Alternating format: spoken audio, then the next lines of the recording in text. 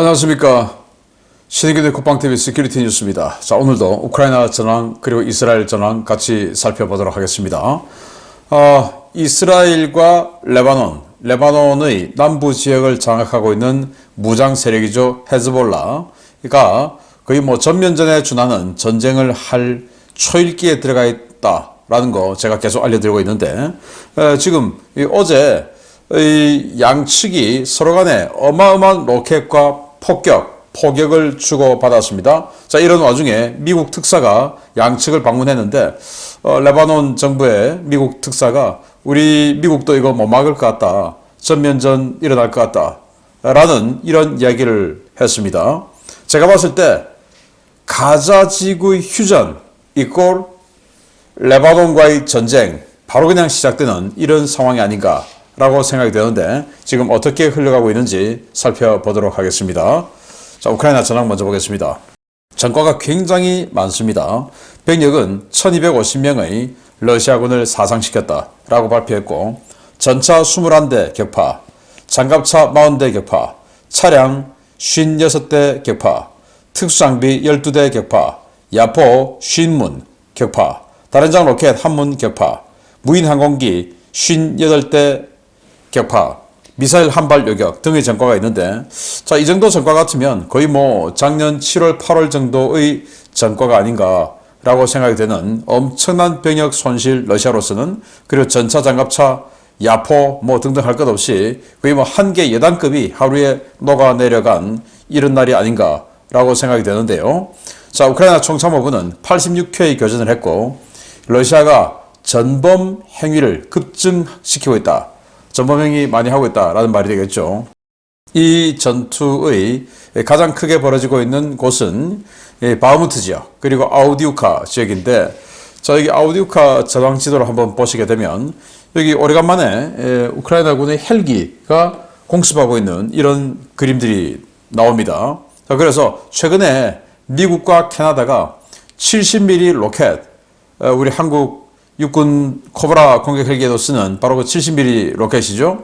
이걸 대량으로 지원해줬다라는 소식을 제가 전해드린 바 있는데, 군사TV의 디펜스 브리핑을 통해서 전해드렸었어요. 자, 이 70mm 로켓을 가지고 지금 전선에서 우크라이나군의 헬기들이 무장 포드를 달고 지금 사격을 가해주고 있는데, 러시아제 80mm 로켓 이런 것들은 사거리가 2에서 4km 밖에 안 돼요. 그런데 미국에서 만든 이 70mm 하이드라 로켓은 8km 되죠. 그래서 러시아군의 지대공 미사일, 보병 휴대용 지대공 미사일 사거리 밖에서 쏠 수 있어서 굉장히 효과가 좋다라고 알려져 있고, 또 그렇게 사용하면 되는데, 자, 우크라이나 군이 러시아제 무기를 사용하던 그 어떤 그 버릇, 관성이 좀 남아 있었는지 이것도 멀리서 곡사로 사격하고 있어요. 동영상 보니까 그렇더라고요. 이건 직사로 그냥 바로 사격하면 되는데, 곡사로 더 멀리서 사격을 안전을 위해서겠죠. 자기의 안전을 맞든지 말든지 간에 그런 일을 하고 있는 동영상을 봤는데, 직사로 좀 사격하기를 바랍니다. 자, 러시아는 케르치 대교 통행을 재개했습니다. 우크라이나 드론 공격은 실패로 판정이 났는데요. 케르치 대교에 5번 이상의 폭음이 들려왔다라고 제가 보도를 해드렸었고, 그래서 케르치 대교를 8시간 동안 통행을 금지시켰어요. 그런데 교각을 바로 맞지는 않았다고 합니다. 그래서 이 무인 수상 자폭 드론, 이 한 보트에, 무인 보트죠. 여기에 850kg의 폭약이 장전되어 있다고 하는데 굉장히 강력하겠죠. 이게 이제 들이받아야 되는데 들이받질 못하고, 이 교각 앞에 또 어떤 부유하는 그 방벽을 장애물을 설치해놨는데 여기 받아가지고 교각에는 바로 데미지를 주지 못했다라는 겁니다. 자, 그러나 페오도시아에 있는 초기함 한 척은 격침시켰죠. 그 초기함이 1,000억 원짜리라는 거 아니겠습니까? 그 초기함에는 5대의 드론이 달려들어서, 그러니까 수상 드론입니다. 수상 자폭 드론이 달려들어서 3발이 명중했다고 해요. 3발 명중했으면 거의 게임 끝난 거죠. 그리고 그래서 이 침몰을 했는데 2년 반밖에 안 된, 취획한 지 2년 반밖에 안 됐고 1,000억 원짜리. 자, 그런데 여기에 또 헬기가 하나 탑재가 되어 있었답니다. 그래서 헬기는 또 세트로 하나, 서비스로 하나 같이 또 침몰되어주는 그런 큰 전과가 발생을 한 겁니다. 러시아는 보복으로 오데사에 연일 드론 공격을 가하고 있고 전력시설과 민간인 피해가 급증하고 있다라는 소식이고, 우크라이나는 벨고로드에 역시 또 보복으로 드론 공격을 하는데 석유 저장 시설이 파괴되고 있다. 러시아의 석유 저장 시설이죠. 우크라이나는 지금 2년여 동안 전쟁을 하다 보니 남성이 급감해진 겁니다.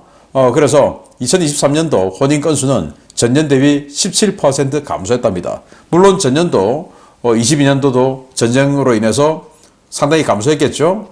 그러면 전쟁 이전에 비하면 거의 뭐 절반 정도만 결혼을 하는 이런 상황이 되었다라는 건데, 자, 앞으로 이 우크라이나가 이 전쟁을 극복해서 뭔가 다시 국가가 성장을 하려면 인구가 생명인데, 우리나라도 당시 6.25 전쟁으로 인해서 남성이 급감한 이후에 베이비붐 세대가 있었죠. 여기도 그런 시기가 필요하지 않을까라고 생각이 됩니다.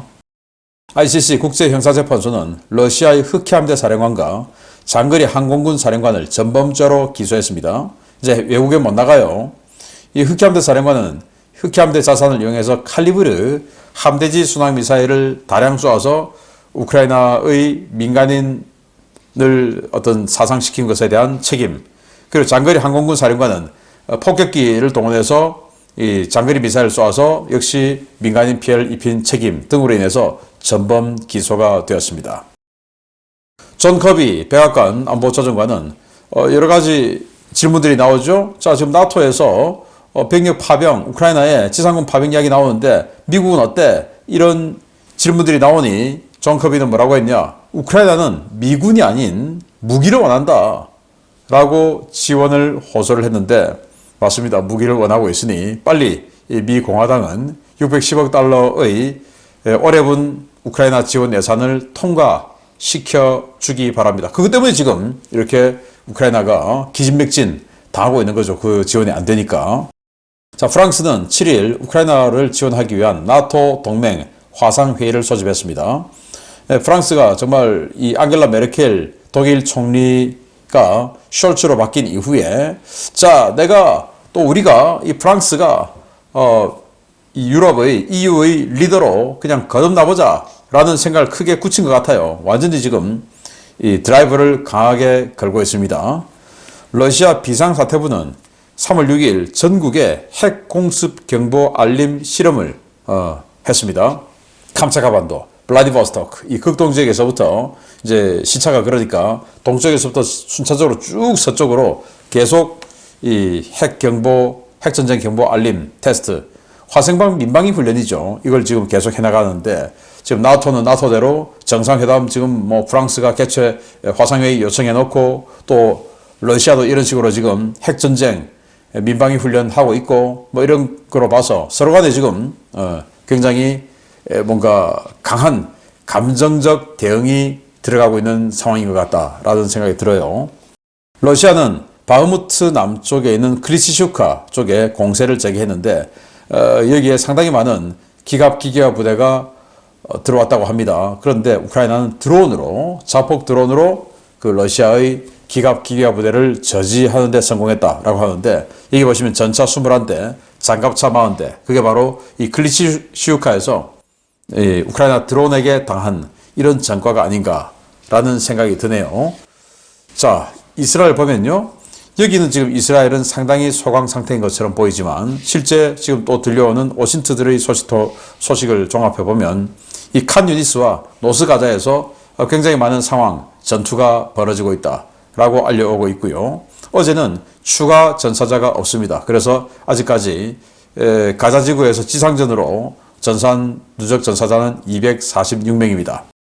간츠 현재 무임소 장관, 전 국방장관은 미국 방문했죠. 그리고 해리스 부통령까지 만났죠. 그리고는 영국행을 했는데, 네타냐후 이스라엘 총리는 영국에 간츠 의전하지 마라.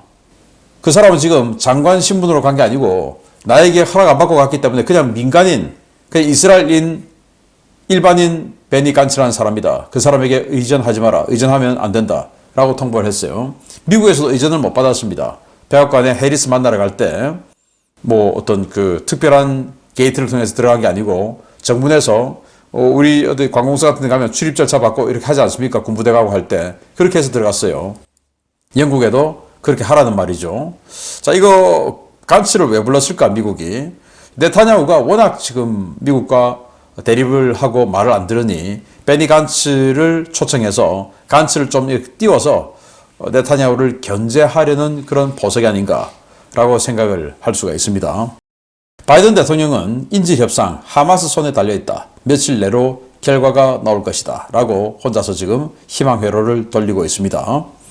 이스라엘군은 가자지구 내 최대 지하 터널 파괴 작업을 완료했다. 라고 하는데 시내에도 있고 또 시외곽에도 있고 한데요.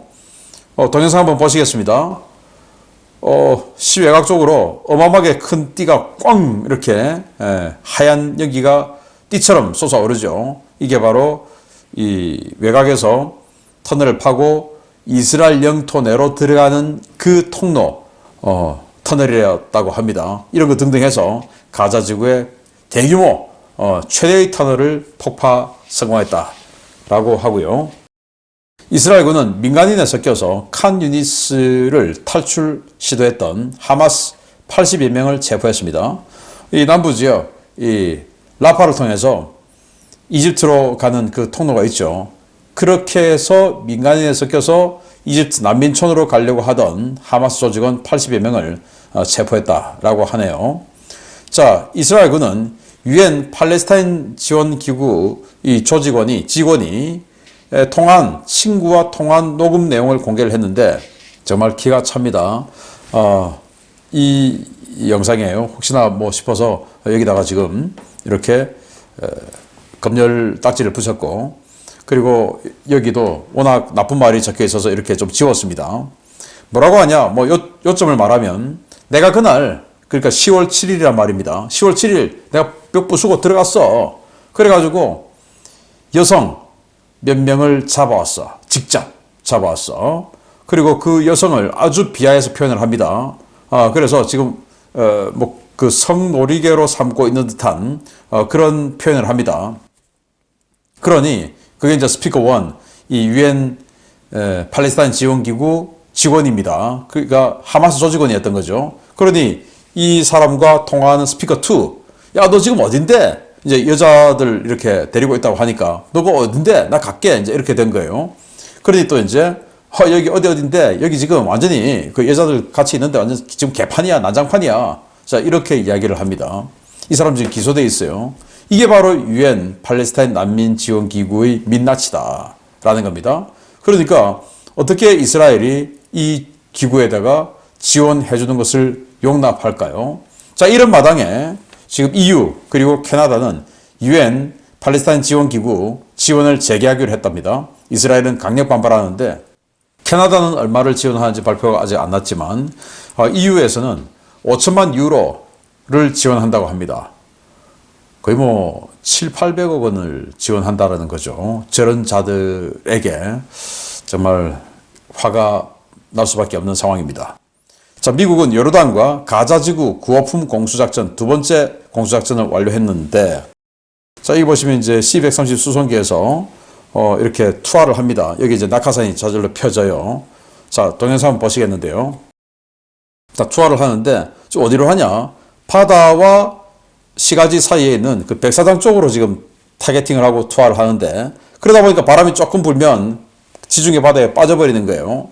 자, 그러면 왜 이거 시내에다 좀 떨어뜨리면 바다에 안 빠질 텐데 왜 시내에 안 떨어뜨리고 저렇게 위험하게 해안선에다 떨어뜨리냐 할 수 있지만 이 짐 하나하나가 무거워서 시가지로 떨어지면 집이 무너지거나 아니면 사람이 깔려서 죽을 수도 있는 이런 상황이기 때문에 저 백사장을 타겟팅해서 떨어뜨리는데 이게 바람이 약간만 불어도 지중해로 들어가 버리는 이런 안타까운 상황입니다.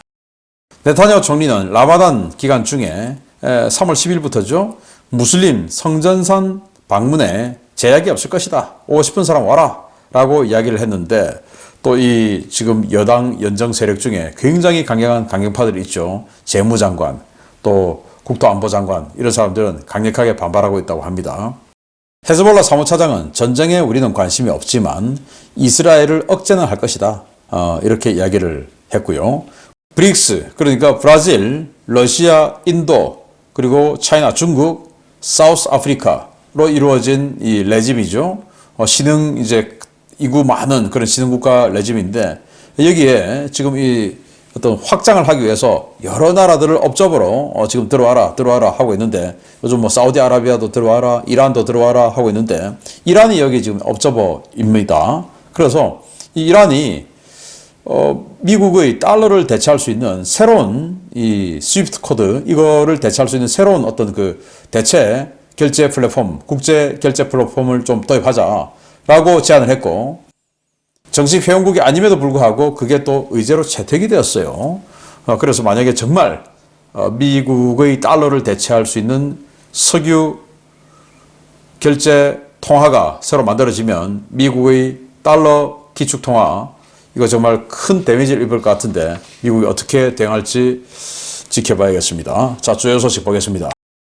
최근 이스라엘군이 레바논 국경을 넘어 정찰을 시도한 것에 대한 보복으로 헤즈볼라가 이스라엘 북부 지역에 대규모 로켓 공격을 감행했습니다. 이스라엘 국방장관은 상황이 임계점에 거의 닿았다며 레바논을 겨냥한 대규모 군사작전을 경고하고 나섰습니다. 레바논 무장정파 헤즈볼라가 현지 시각 3월 5일 야간에 이스라엘 북부 도시 키라츠 시모나를 겨냥한 역대 최대 규모의 로켓 공격을 퍼부었으며 이로 인해 적지 않은 수의 민가가 파괴되고 주민들이 대피하는 소동이 벌어졌습니다. 이스라엘군 북부사령부에 따르면 헤즈볼라는 이날 저녁 이스라엘 북부 국경 마을과 도시들에 대한 동시다발적인 대규모 로켓 공격을 감행했는데요.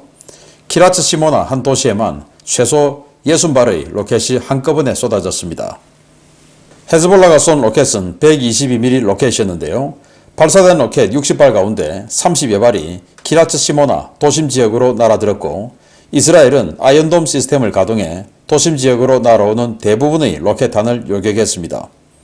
그러나 해당 지역에는 아이언돔 1개 포대만 배치되어 있어 헤즈볼라의 로켓 공격을 모두 막아내는 것은 불가능했는데요. 이 때문에 요격되지 않은 일부 로켓이 도심에 추락해 크파르블룸 등 민간인 거주구역 일대에 상당한 피해를 입혔습니다. 이스라엘은 즉각 반격에 나섰습니다. 이스라엘은 북부 지역에 배치된 포병 부대는 물론 전투기와 공격 헬기 전력을 대거 출격시켜 레바논 남부 타이베, 아랍 엘 로와이제, 디비네 등의 헤즈볼라 로켓 발사 원점과 지휘소, 탄약 저장시설, 병력 밀집 시설 수십 개소에 대규모 폭격을 감행했습니다. 북부 국경지역 상황이 갈수록 악화되면서 요아브 갈란트 이스라엘 국방장관은 이스라엘군의 레바논 침공 군사행동이 점점 더 가까워지고 있다고 경고했습니다. 갈란트 장관은 이날 아모스 혹스타인 미국 중동 특사를 만난 자리에서 우리는 외교적인 문제 해결에 전념해왔지만 헤즈볼라의 계속되는 공격이 우리를 레바논 영토 내 군사행동 결정의 임계점까지 몰고 있다라고 밝혔습니다. 갈란트 장관은 헤즈볼라는 계속되는 공격으로 당사국들을 위험천만한 확전으로 끌어들이고 있다라며 이스라엘군의 레바논 침공 가능성을 경고했는데요. 실제로 혹스타인 특사는 전날 베이루트에서 레바논 총리와 회동을 갖고 이스라엘과 레바논의 전쟁은 막을 수 없을 것 같다라며 전쟁을 막기 위한 레바논 정부의 결단을 촉구하기도 했습니다. 레바논 정부는 이스라엘 측에 전면전을 피하기 위한 회담을 제안해 라마단 기간인 다음 주 월요일 협상을 시작할 것이라고 밝혔는데요. 무기력한 레바논 정부가 과연 이스라엘의 전면적인 침공을 막을 수 있을지 모르겠습니다. 네, 지금 이 이스라엘의 정찰 부대가 레바논 안으로 쑥 들어갔죠. 그걸 이제 두 개 루트에서는 발견을 하고 쫓아냈죠. 레바논군이. 즉 헤즈볼라가 쫓아냈죠. 여기에 대한 보복인지 몰라도 대규모 로켓 공격을 가했어요. 자, 여기 보시면 전황지도 중에서 이 지역입니다. 그러니까 골란고원 가까운 이 지역인데 여기다가 대규모 폭격을 가했는데 한 마을에만 60발 정도, 60발 정도의 로켓을 쐈어요. 122mm 로켓을. 자, 그런데 여기는 이 갈란트 국방장관이 이날 순시를 한 겁니다. 바로 이 마을에 순시를 하고 돌아간 그날 바로 쏴버린 겁니다. 그래서 자, 이 오전에 이 마을을 순시를 했고 오후에 아까 나오는 홉스타인 미국 특사를 만났고 하는 그 사이에 여기를 이제 때려버렸는데 저 아이언돔이 어마어마하게 지금 올라가는데 동영상 한번 보시겠습니다. 지금 뭐 아이언돔이 끝도 없이 지금 올라가고 있죠. 올라가면서 뻥뻥뻥 터치고 있는데 요격을 한 건데 이 지역에 아이언돔 한 개 포대밖에 없어서 모든 것을 다 요격할 수는 없었고 그 중에 몇 발은 마을에 떨어졌다고 합니다. 그래서 그러나 이제 대피는 다 했기 때문에 인명 피해는 없었고 뭐 집안 물적 피해는 좀 있었다라는 건데 자 이제 저 마을에 갔다 와서 오후에 이 홉스타인 특사를 만난 거예요. 이 홉스타인 특사와 이 가란트 국방장관이 대화를 하면서 우리도 이제 임계점에 왔다. 싸우지 않을 수 없다라는 이야기를 한 거고 여기 오기 전에 또 레바논에 들러서 이 홉스타인 특사가 레바논에서 가자 지구에서 휴전이 이루어지더라도 이것이 레바논 국경 지역까지 자동으로 적용되지는 않을 것이다. 이스라엘과 헤즈볼라 간의 전쟁은 막을 수 없을 것 같다. 라고 하는 연설을 레바논에서 했습니다. 자, 이 말은 뭐냐? 가자지구 지금 휴전 하나 마냐? 뭐 바이든 대통령도 휴전 이야기하지만 가자지구 휴전 이꼴 헤즈볼라도 그냥 이제는 평화 이게 아니다 이거예요. 가자지구 휴전 이꼴 헤즈볼라와의 전쟁. 왜? 가자는 지금 이제 스탑이니까 그 사이에 헤즈볼라의 전심으로 그냥 전력을 다해서 헤즈볼라를 쳐 리타니강 이북으로 올려버린다. 라는 게 이스라엘 생각이다. 그러니 전쟁하기 싫으면 레바논 정부 당신네들이 더 적극적으로 나서야 된다. 라고 이야기를 하는데 레바논 정부는 아무 힘이 없죠. 그래서 가자지구 정말 바이든 대통령의 희망처럼 휴전이 있을지는 모르겠지만 그 휴전은 바로 북부 지역에서 레바논 헤즈볼라와의 전쟁으로 즉각적으로 이어지는 이런 도화선이 될 것이다. 라는 생각을 해봅니다. 마치겠습니다. 감사합니다.